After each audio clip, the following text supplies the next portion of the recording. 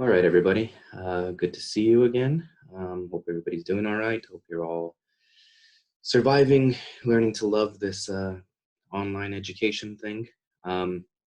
Today, I'm going to talk about mainly Writer Designer Chapter 2, and I'm going to go into a lot of detail and looking at explanations and giving out examples and creating my own sort of rhetorical analysis is what I kind of expect from you guys in your blog posts. So I'm not going to lie to you guys today. I do have a lot to say about this. It's not going to be a short video. What I'm going to do is I'm going to split all the information into 3 videos, actually. So I'll be releasing 3 videos today.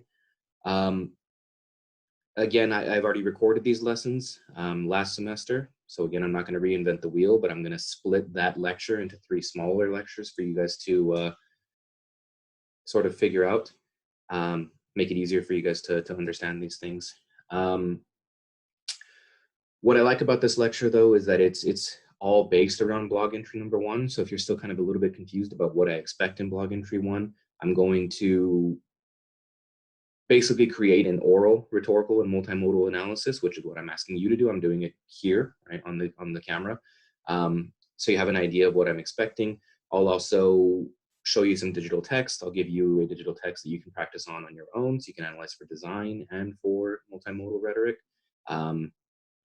And I'm also going to show you what a student's blog post looked like in the past, right? I'll show you what a blog entry from her, so you can see this idea of, does the blog entry match with the conventions of a blog, right? These sort of things. So I'll get into that in a couple of these other videos. So we'll start with just looking at multimodal rhetoric for now, and sort of what I expect and how you can start analyzing multimodal rhetoric. Give me a minute. Let me pull that up on the screen here.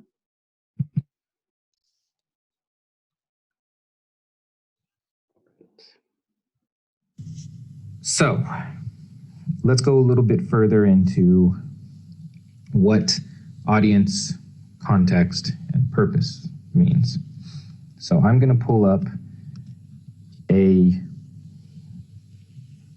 digital or a multimodal text that I found that you've probably seen every day from the student tube, right? So we have these posters, ones that look like this, along with ones that look like this. So what I forgot to mention is, again, pretend like you're on campus and you remember what these things look like. I'm going to be going over examples that I found on campus from last semester. Right. Lots of different ones up there. We're going to start with this one. So,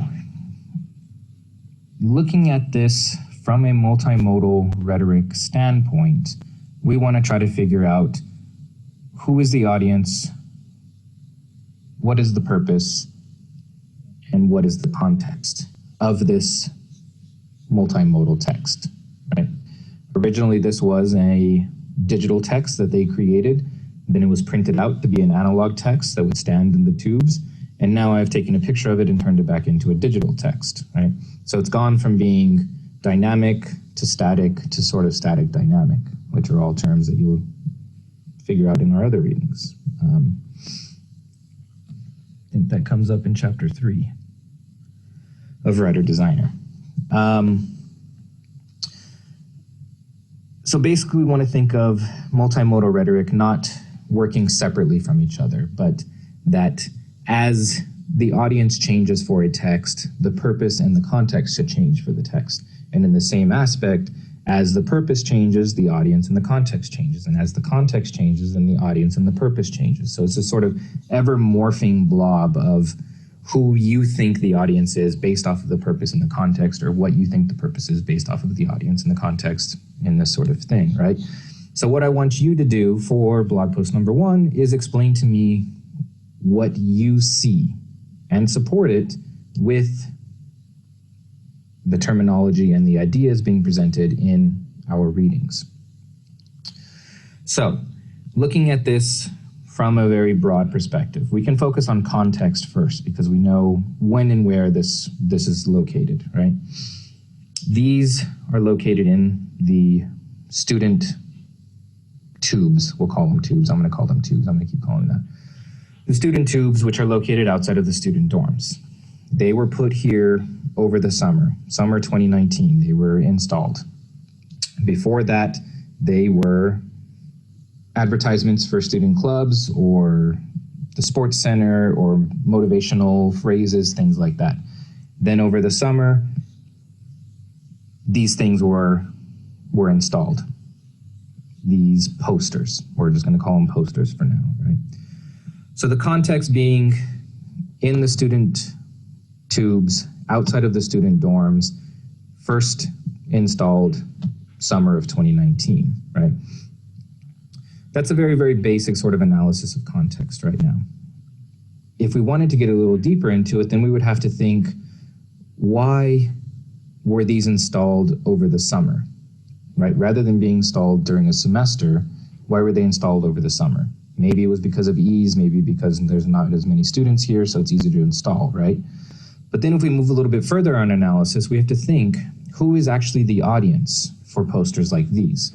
Based on the context, we would think that they were students, right? The intended audience, right? We have 3 different types of audiences that our book gives us. An intended audience, a secondary audience, and an unintended audience, right? Based on the context, the location of these posters, one would have to assume that the audience is students, because students are the ones that are passing by these posters more than anybody else, because they're located outside of the student dorms and the sports center, right? So the intended audience, if we think that it's going to be students, right? A secondary audience could be faculty, right? Who are walking through to go to the sports center, or who are walking through to go to 6-inch, or to go to A2, or to go to the pharmacy, or whatever else, right? We have to walk through these tubes every once in a while as well, right? An unintended audience then could be outsiders from NU, we'll say, right? People who are not part of the NU community. So these might be other stakeholders, we'll call them. They could be prime minister or ministers of education. They could be people from a gas company. They could be people installing internet. They could be, I don't know, right? Anybody who's not involved in the NU community could be the unintended audience for something like this, because they are also going to walk through the tubes, but we don't think it's for them because they are located outside of the student dorm, so the intended audience would have to be students, right? So if we think about it in that sense, the context, we know where they are, we know when they were installed, and the main intended audience is going to be students because they're the ones always walking, right? Then we think about purpose. So what is the purpose for this digital text? We have a name, we have a school of engineering, we have this major, civil engineering, we have it in English and in Russian up here. We have the school logo, and we have a little description about him. Was published in scientific journals and conference papers. Shock and Vibration, China-Europe Conference on Geotechnical Engineering, International Congress on Sound and Vibration. So if we try to put all this together, and we think that the intended audience is students, what does this poster serve as a purpose for? Is this trying to advertise something to students to try to become a civil engineer in the School of Engineering, which doesn't exist anymore, by the way, but anyway. Is this a poster to entertain students, to make them, to draw their eyes? I mean, they're using this bright green color, and he's contrasted with a white shirt on a green background. So our eyes are going to be naturally drawn to it, but is it made to entertain us? The information here is not that entertaining, and it's also not very easily readable because it's tiny, right? Maybe it's not to entertain. Are they trying to maybe just inform us about Asghad's accomplishments, his successes? And in that case, why are they not doing it for every student, right? What makes Asghad so much more important than other students, right? So then we kind of think, well, the purpose is not very clear here. If our audience is, the main intended audience is students, what does this serve a purpose to do? I'm not really too sure, right? I've mentioned that there are a lot of very weird things around our campus that don't really make sense, and I think this is one of them, right? Maybe they are just trying to show off that Asghad is a good student who can publish papers, right? If we go over to this one, maybe this one makes it a little bit more clear because we don't just have one student being highlighted here. We have a whole team, right? So the iGEM 2017 team is being highlighted. So for their accomplishments, right? A gold medal in the iGEM synthetic biology competition.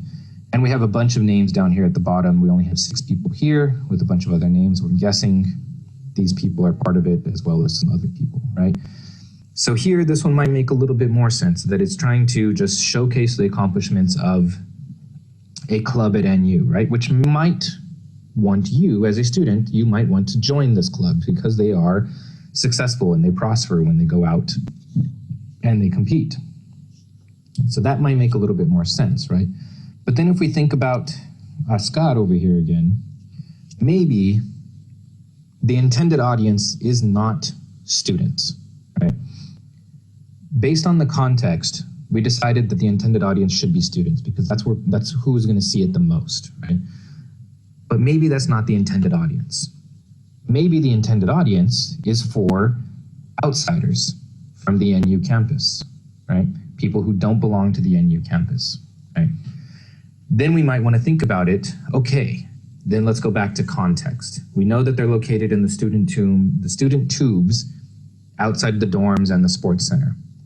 But they were installed over the summer. Maybe it wasn't just for the sake of ease because there's not very many people there, but maybe Nazarbayev University had a lot of visitors in the summer who were outside from our community, right? Running international summer school programs and international labs, bringing in international faculty, bringing in foreign guest lecturers, bringing in outside stakeholders who have invested in NU and want to see what's happening with their money, right?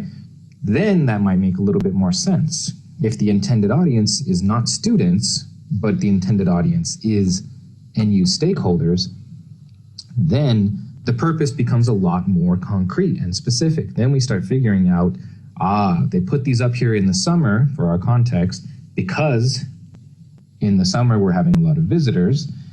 They put it in the student dorms because the visitors are probably going to be given tours of the campus and we're going to have to walk through the tubes and probably go through the student dorms. Maybe they were staying in the student dorms over the summer, these sort of things. Okay, that's making a little bit more sense now. Now our purpose, let's go back to that. Oh, so now you want to show off Askar's accomplishments and the iGEM team's accomplishments because you want to show that Nazarbayev University is prospering and that the students here are going out and they're doing things, they're publishing, they're winning gold medals, they're presenting at conferences, they're coming up with new ideas, they're opening businesses, they're creating something, right?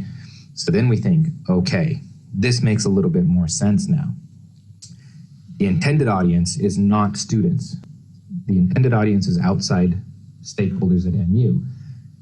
The secondary audience or an unintended audience might be students because students are walking through there all the time, but they're definitely not the intended audience because yes, that's great for Ascad that he's published a couple papers, but what's the point of printing out this whole giant poster to show off that he's published a couple papers, right?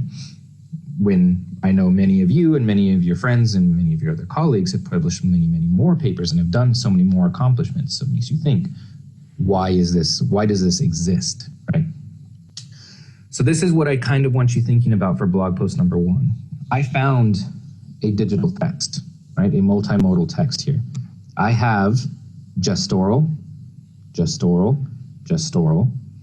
I have linguistic, linguistic, linguistic, and I have visual, the whole thing, right? As well as spatial, looking at the layout of putting his names up here, the logo up here, and these things down here, right? So I have lots of modes that I can analyze here. And I want to think about what is his purpose? What is the purpose of this multimodal text? And so I need to figure out the rhetorical situation that works together with audience, purpose, and context. Let's think about it in another way, right? Imagine this was not located in the student dorms or outside of the student dorms in the tube. Imagine you saw this, let's see, where could we see it? Imagine we saw it on the bus, right? If this was just kind of, we were on the number 10 bus over on Respublica somewhere, and we hopped into the bus, and this was just plastered right there on the wall, right? then we have to think about the rhetorical situation in a very, very different manner, right? The context now is on the bus, right? It's not, has nothing to do with students anymore. So then who does our audience become? Well, we could just say, yeah, anybody who rides the bus, right? That's probably the unintended audience of anybody who rides the bus can see this multimodal text. But who might then be the intended audience and the secondary audience? Who would want to put, like, obviously Nazarbayev University is the one publishing this, right? This is another clue that kind of gives it away of why these are published on campus that don't make sense, right? Why does this need to be here? We know that this is at Nazarbayev University. We don't need it to be tagged up on our campus. So this is another reason that kind of gives it away, that these aren't, the context is not correct for these, right? And the audience is not students. But if we take this off and we take it onto the bus, then this is something we definitely want to need, right? Then this becomes, the purpose becomes more of an advertisement, right? We are advertising Nazarbayev University and all the accomplishments that their students obtain, right? So the purpose becomes more of an advertisement for Nazarbayev University. The audience, unintendedly, might be anybody who rides the bus, but more intentionally might be students thinking about applying to Nazarbayev University, right? Students in 10th and 11th grade who are deciding what they want to do with their future. Maybe they want to go to ENU, maybe they want to go outside of Kazakhstan for their graduates. Maybe they're thinking about just going straight into working at Krusty Krab or something, right? Maybe then this poster, if it's posted in the bus, the intended audience might be for those specific students, 10th and 11th graders, thinking about trying to figure out what they're going to do for their future, right? The secondary audience could be parents of those students, parents who are thinking, what is my student going to do when he finishes 11th grade? Going to Nazarbayev University might be something really great, right? They might see this and say, I know my son or my daughter is really into biology and they really want to focus on biology at university. They don't know where to go.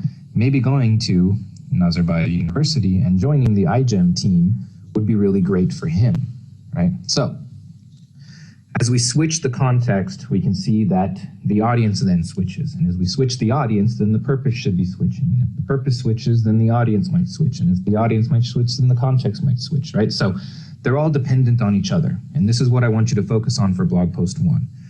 I want to know what you think and what you believe the audience, context, and purpose of your multimodal text is, right? I don't want you to summarize what it is. I don't want you to just list saying intended audience is parents, unintended audience is children, and secondary audience is teachers. The purpose is to entertain teachers. The context was on YouTube in February 2013, right? That is not an analysis. That's you just listing random things that came to your mind, right? For an analysis, going back to this, I want you to create a rhetorical analysis focusing on multimodal and traditional rhetoric. Okay? Identifying how can you identify multimodal rhetoric in your text? How does your text use traditional rhetoric? These sort of things. So I want you to identify what you think the audience, the context, and the purpose are, but I don't want you to stop there. I want you to explain to me how you came to those conclusions and talk around the text, the things that were happening around the text at the time that it was published and what the different options could be in these different scenarios, right? Just like I showed you for Scott over here. I could have easily said intended audience is students, unintended audience is anybody walking through the tube, and secondary audience is faculty. The purpose is to inform the NU community about Oscar's accomplishments, and the context is the tubes outside the student dorms. Right? Yes, that's easily done in one sentence, but that is not a strong analysis. That is not what you want to focus on. That is not what you that's not where you want to end your analysis for blog post 1. That is identifying. For our analysis, we do need to identify the things we want to analyze, but then we need to go further on and we need to explain how we came to those conclusions and how we understood it to be this way. That's the main part of the analysis. I also want you to focus on some of the basic design elements in your text, right?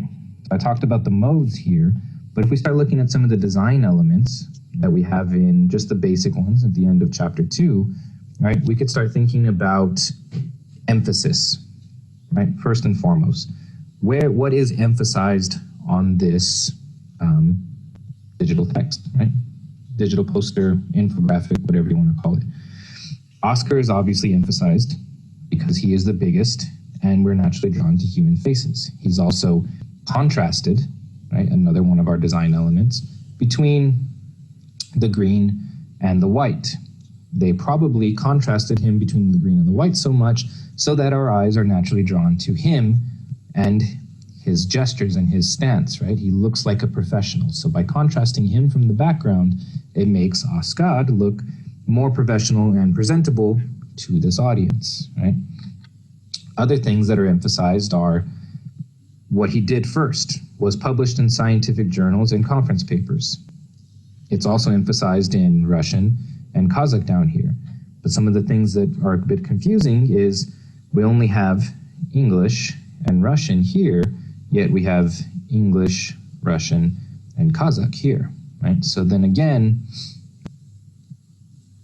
are we eliminating an audience here by only having 2 languages here and 3 here?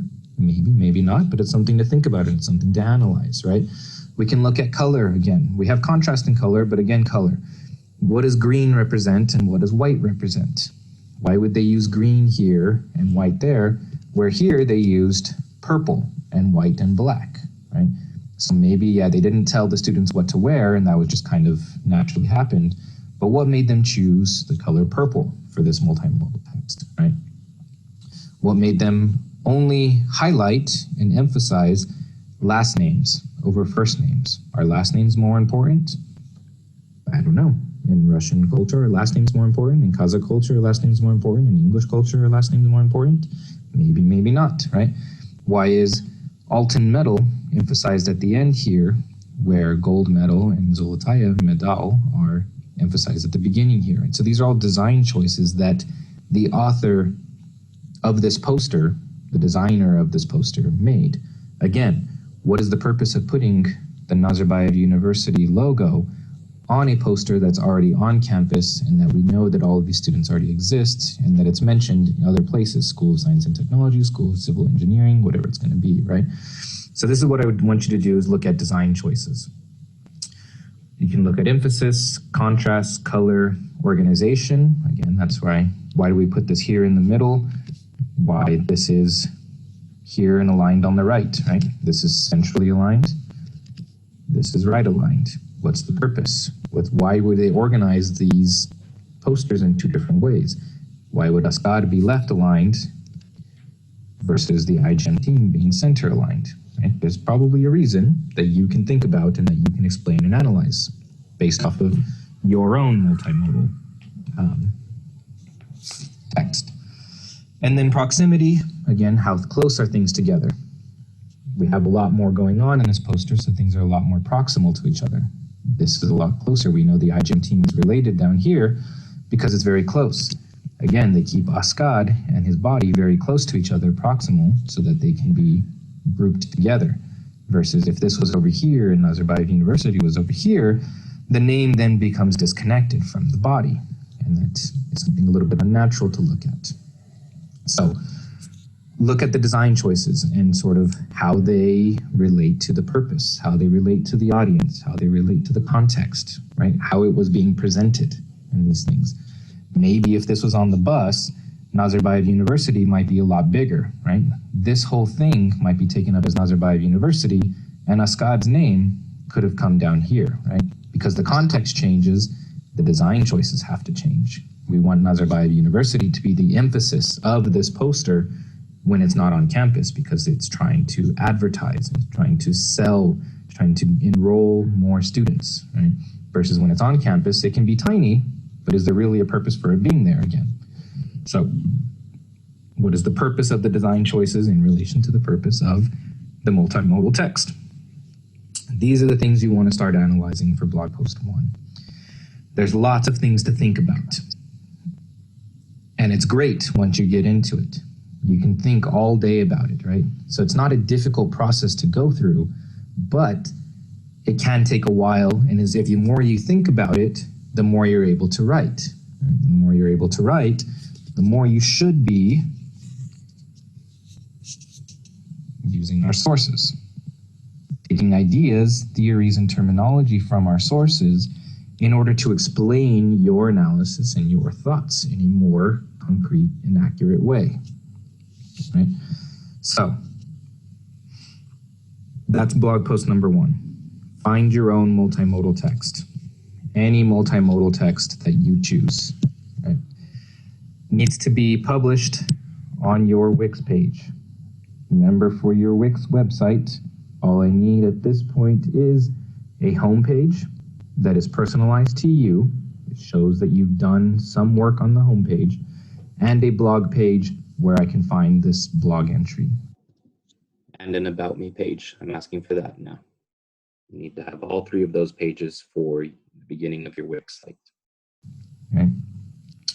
You're going to be using any of our sources and any of our discussions that we've had in class. We haven't had very many at this point, but here's another discussion that I'm giving you in the form of a video.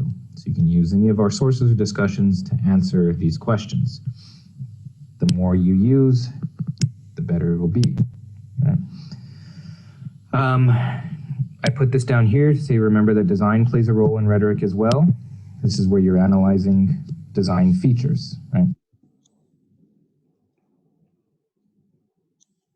Okay, so we're going to stop here for the first video.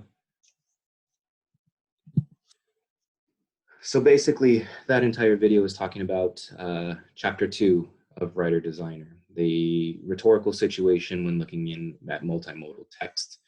I covered a lot of our terminology. I covered a lot of what's going on in that chapter just by looking at examples and showing you through examples. Hopefully you understood it. Hopefully you've read that chapter. If you haven't, this whole video probably made no sense to you, so make sure that you're reading those. And we'll start the next video right now.